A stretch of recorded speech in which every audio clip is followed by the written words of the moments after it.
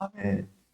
오늘 여기 시편 68편에서는 참으로 많은 내용이 있는데 여기서 몇 가지만 보겠습니다. 먼저 1절입니다. 하나님과 하나님을 대적하는 원수들의 모습입니다. 보통들 싸운다고 하는데 싸우는 게 아닙니다. 전쟁도 아닙니다. 하나님이 일어나시면 원수들은 사라집니다. 주를 미워하는 자들은 주 앞에 설 수 없습니다. 그냥 도망갑니다. 마치 이것이 빛과 어둠의 관계와 매우 흡사합니다. 빛이 오면 어둠은 사라집니다. 어떤 사람은 그래요. 빛이 오는 속도보다 어둠이 도망가는 속도가 더 빠르다고. 그래서 빛이 오는 순간 어둠은 사라져버립니다. 하나님의 심판의 음성이 들리는 순간 대적하는 무리들은 그대로 다 사라져버립니다. 그것이 하나님과 하나님을 대적하는 무리들의 모습입니다. 성도 여러분, 우리는 하나님의 사람입니다. 하나님은 아니에요. 그래서 그 하나님의 이름 때문에 우리의 대적들이 우리를 애워싸기도 하고 거짓말로 공격하기도 하고 실제 무력으로 우리를 공격하기도 합니다. 그때 우리가 이길 수 있는 힘은 하나님 한 분밖에 없습니다. 다른 것으로는 불가능합니다. 하나님이 일어나시니 원수들이 사라진다. 바로 그 원리를 가지고 끝까지 주님의 편에 서는 저와 여러분이 되길 바랍니다. 두 번째는 광야를 보겠습니다. 4절 하나님께 노래하며 그의 이름을 찬양하라. 어디서? 하늘을 타고 광야에 행하시던 일을 위하여 대로를 수축하라. 대로를 수축하라는 얘기가 무슨 말이죠? 하나님의 길을 예비하라는 말씀이죠. 이사야서 40장에 있는 것처럼. 대로를 수축하라. 대로를 평탄케 하라. 그죠? 이게 하나님이 오시기 좋도록 길을 준비하라는 뜻이 아닙니다. 왜냐하면 하나님은 영이시고 하나님은 초월의 하나님이십니다. 그래서 가시덤불이 됐든 깊은 계곡이 됐든 높은 산이 됐든 장애가 될 수 없어요. 무엇 때문에, 누구 때문에 대로를 수축하라냐고요? 저와 여러분입니다. 하나님을 위해서 대로를 수축하라는 얘기가 아니에요. 너 자신을 위하여 준비하라는 얘기입니다. 너 자신을 위해서. 왜? 때로는 교만해져서 산꼭대기 같은 너의 마음을 낮추라는 얘기고, 때로는 좌절과 낙심으로 깊은 계곡처럼 되어버리는 너의 마음을 높이고, 때로는 가시덤불과 같은 일들이 너의 마음을 교란하게 해서 하나님을 생각하기보다는 그냥 자기 일에 쌓여서 어쩔 줄 몰라 하고 주님을 찾지 못하는 그런 상태에서 가시덤불과 엉겅퀴를 제거하라는 얘기입니다. 그래서 이유가 뭐예요? 하나님께 나아가요. 그것이 대로를 수축하라는 것이죠. 그런데 왜 대로를 수축하라는 얘기죠? 우리가 광야에 있기 때문에.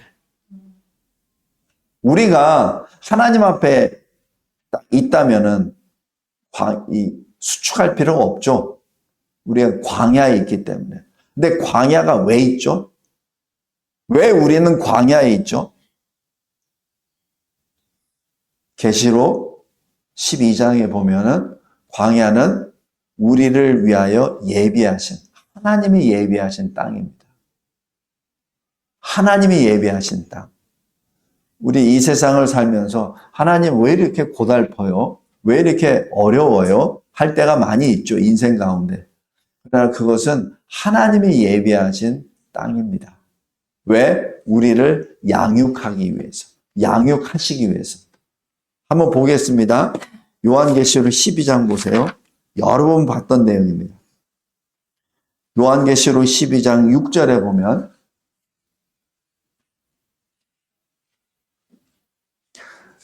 하나님 말씀입니다. 그 여자가 광야로 도망하매 거기서는 뭐예요? 광야에서 1260일 동안 그를 양육하기 위하여 하나님께서 예비하신 곳이 있더라라고 말씀하죠. 우리는 항상 광야 같은 이 세상에서 나를 도와주셔서 나를 구원하소서 이렇게 기도하죠. 이게 틀린 기도는 아닙니다. 그런데 그 광야에 대한 정의를 정확히 내리시기 바랍니다. 광야는 어느 철학자처럼 우리 인생이 던져진 그곳이 아닙니다. 하나님이 특별히 하나님의 사람들을 양육하시기 위해서 예비하신 곳입니다. 그것이 바로 12장 6절입니다. 그를 양육하기 위하여 하나님께서 예비하신 곳. 그런데 그 광야에 머무는 시간은 정해져 있습니다. 영원 세계가 아니에요. 1260일. 한때, 두때, 반때. 3년 반입니다. 그것이 14절에 보세요. 그 여자가 큰 독수리의 두 날개를 받아 광야, 자기 곳. 그죠? 광야를 뭐라고 해요? 그 여자가 여자의 곳, 여자가 머무는 곳, 그것입니다. 그곳으로 날아가 거기서 그 뱀의 낯을 피하여 한때, 두때, 반때를 양육받음에 이렇게 기록됩니다. 성도 여러분, 광야, 이 세상은 천국으로 들어가기 위하여 하나님께서 우리에게 예비하신 특별한 장소입니다. 여기서 천국에 들어가기 위해서는 어떻게 되죠? 광야에서 주님을 만나야죠. 광야에서 주님을 만나야 됩니다. 그래야 천국에 들어갑니다. 그것을 다른 말로 거듭난다고 합니다. 요한복음 3장에 물과 성령으로 거듭나지 아니하면 하나님 나라에 들어갈 수 없다는 얘기하죠. 거듭난다는 게 뭐예요? 다시 태어난다는 얘기죠. 다시 태어난다는 얘기가 뭐예요? 먼저 죽어야지 태어나지. 그죠? 죽지 않으면 태어날 수 없잖아요. 안 죽었는데 어떻게 또 태어납니까?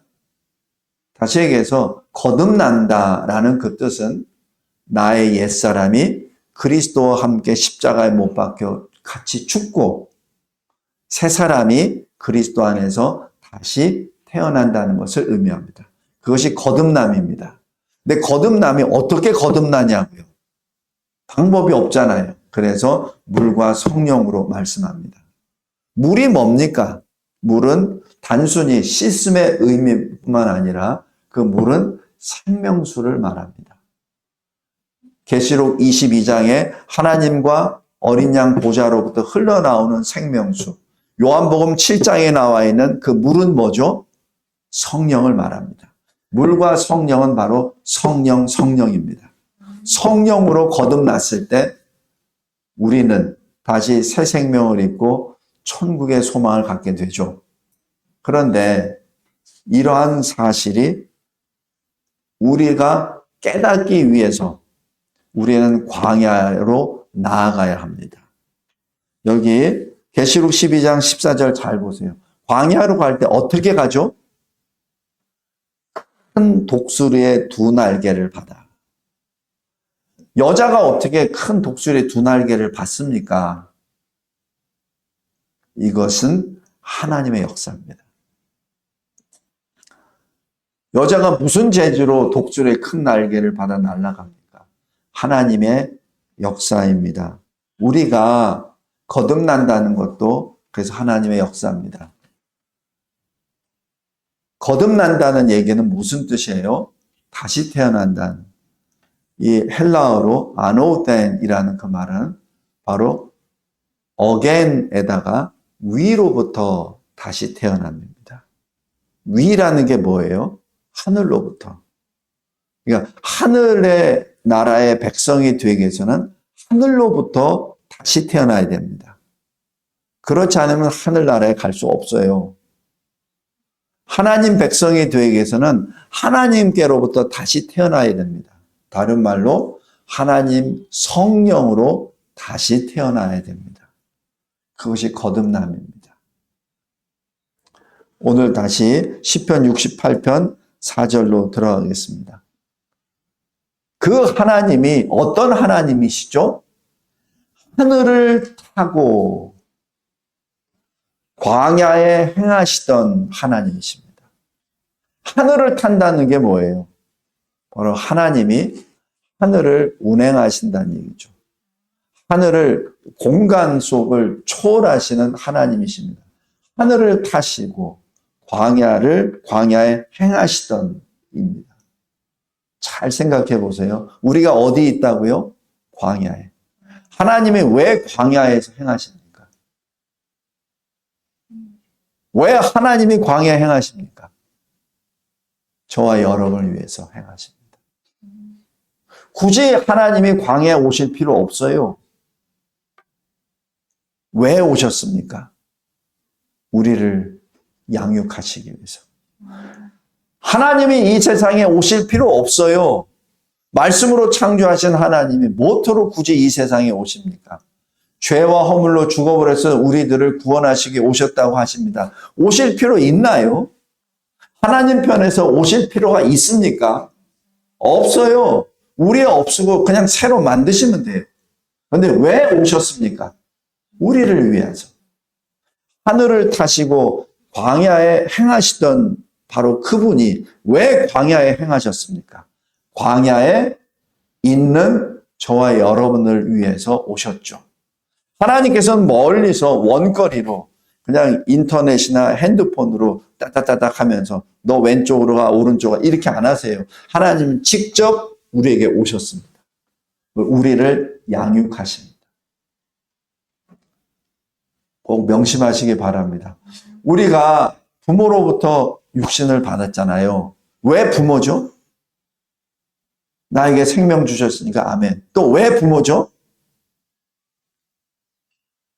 내가 어려서 밥을 못 먹을 때 엄마가 나에게 젖을 주셨잖아요. 내가 걷지 못할 때 아빠가 내 손을 붙잡아 줬잖아요. 그러니까 부모지. 만약에 그러한 일을 안 했을 때는 사실 부모와 자녀 간의 관계가 아마 냉랭해질 겁니다. 그냥 애만 낳고 훌떡 떠나버렸다. 그리고 나중에 20년 후에 짜잔 나타나면 우리가 엄마 아빠라고 부를 수 있을까요? 우리 드라마 같은데 자주 보잖아요. 그죠? 애 버리고 갑자기 나타나서 난 네 아빠다. 아빠라고 불러줘요? 아니잖아요. 내가 힘들 때 옆에서 내 손을 잡아주고 내가 배고플 때 내가 먹고 싶은 것을 어렵게 해서 나한테 베풀어 주시고 내가 갈 바를 알지 못할 때 옆에서 내 길을 알려주시고 그러니까 엄마 아빠 그러죠. 그러니까 군대 가서 처음에 들어넣었을 때 제일 생각나는 게 어머니잖아요.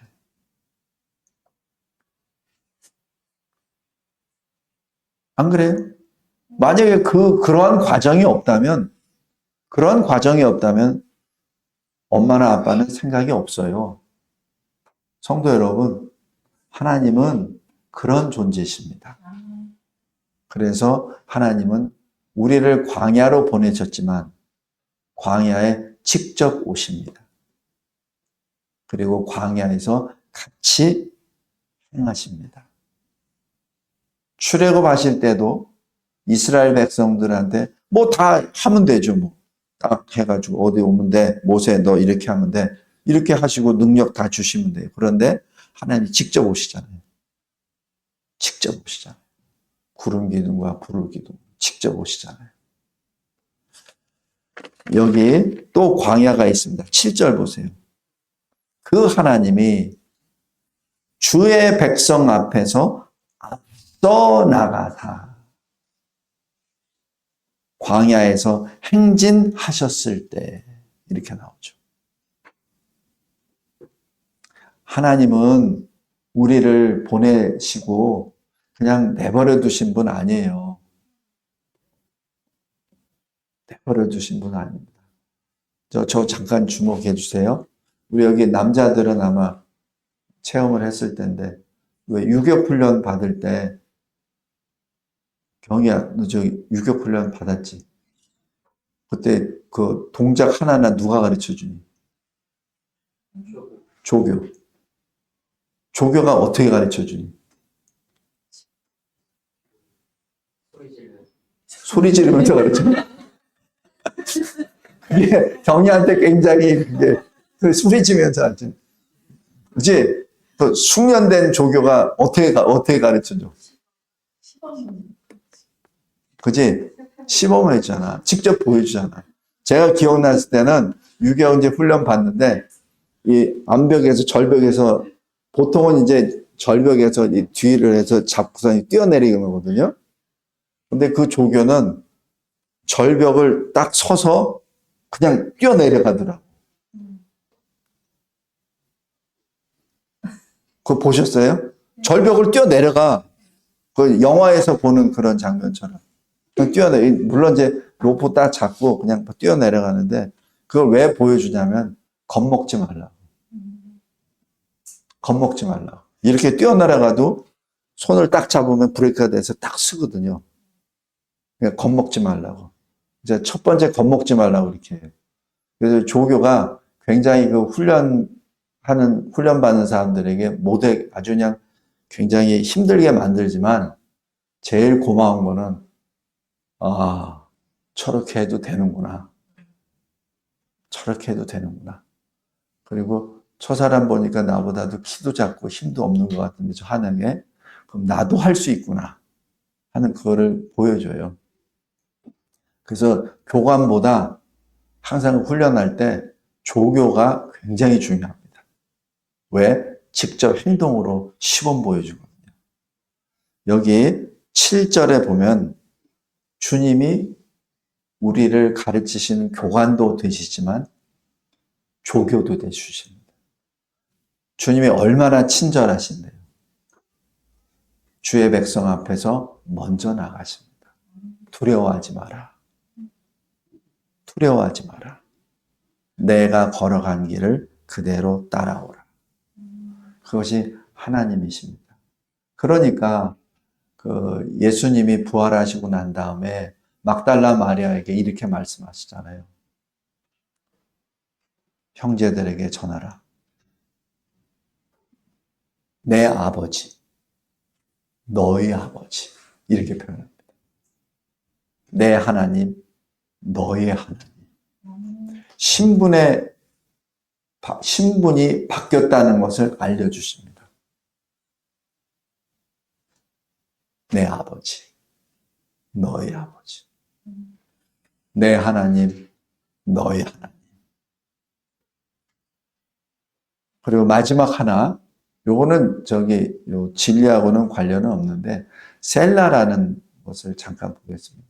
셀라를 저도 잘 모르겠어요. 유대인들이 어떻게 부르는지 저도 그냥 몇 번 들어보지도 못했는데, 셀라를 제 사전을 찾아보니까 두 가지 의미가 있더라고. 하나는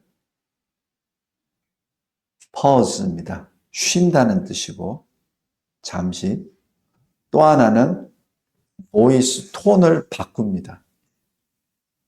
그래서 오늘 여기 7절 잘 보세요. 하나님이여 주의 백성 앞에서 앞서 나가사 광야에서 행진하였을 때, 그죠? 행진하였을 때, 그 다음에 8절 톤을 바꿔서 땅이 진동하며 이렇게 됩니다. 이건 제 해석입니다. 그러니까 이게 이 시편이 노래잖아요. 노래이기 때문에 그냥 평이하게 쭉 똑같은 톤으로 안 불러요.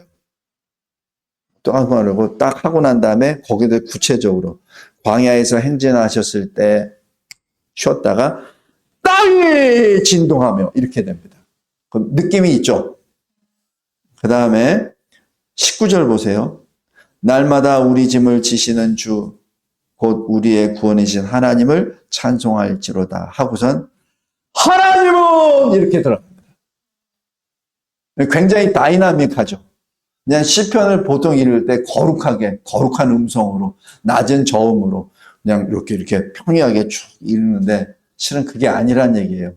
노래이기 때문에 그렇습니다.